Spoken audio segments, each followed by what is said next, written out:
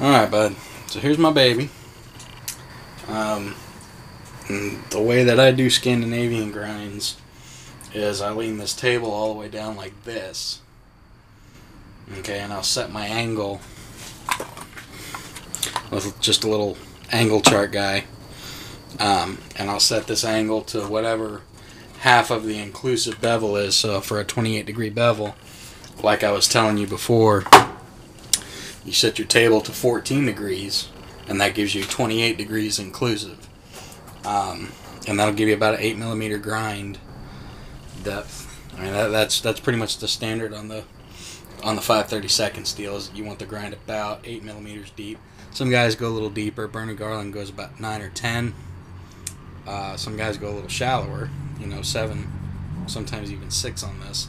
6 degrees or 6mm isn't really deep enough for a 5/32 blade. 8 is about the standard on it. So I set the table.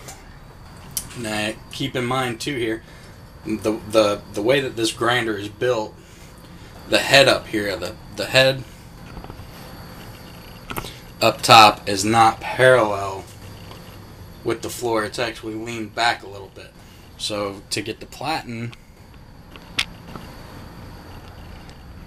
even with the belt, to where the belt's flush against this, I had to lean the platen back about 3 degrees. Okay, so with the platen leaned back 3 degrees, whatever I'm going to set this table to, I have to add 3 to it. So like on these knives that I'm getting ready to grind here, I put a 14 degree bevel on them. So I set the table for 17 degrees. That's 17 because I'm adding the 3 that I'm losing from the platen. Okay, now you can stand your platen completely flat, but the belt won't touch at the bottom. And I like to have the belt touching at the bottom because I grind right here. Okay, I'm sorry for the poor lighting, but that's the best I got. So then what I'll do is I'll set my table, I'll set the rest, I'll get it all set up, and then I like to lean the grinder head back a little bit so I'm not standing vertically at it. So I'll lean it back about right there. So now, back this up just a little bit here. You can see I'm leaned back so that as I'm standing here, I'm not like this. I'm like this, so I can see what I'm doing. I can control the grind, so it's much better. And then, actually, before I forget, you were asking, because when you stand this table flat, to use your jig like you're talking about, to pull it across there and do that, what I do is I got some, I don't ever use this anymore. I used to use it for flat grinds, but I don't even need it for flat grinds anymore. But you just get a couple of the 5-gallon paint stir sticks. You can buy a piece of aluminum and bolt it to this table that's longer, that'll give you a smooth surface. It looks a lot better, but I'm a minimalist. I like to use what's available to me. So I just I taped these together with packing tape, and for this side of the grind, I'll clamp this to the table. Now this table is sitting like this, obviously. You can't do it this way. So, but I'll clamp this on this side right here. And then when you're grinding this side of the blade, you got this entire smooth surface to drag across.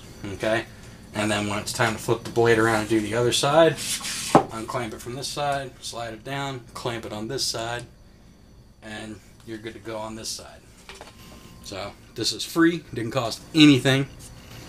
But yeah, so that's the remedy for that. If you do it the redneck way, that is. Because I like to do things as cheap as possible. Now I'm going to try to get you a good angle here so that you can see how I'm doing this. I just want to make sure you're going to be able to see everything. Yeah, it looks good. Okay.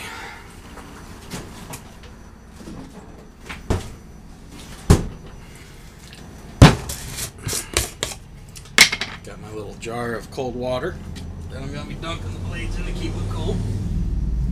And if a train goes by, I'm sorry. Don't got no control over the trains.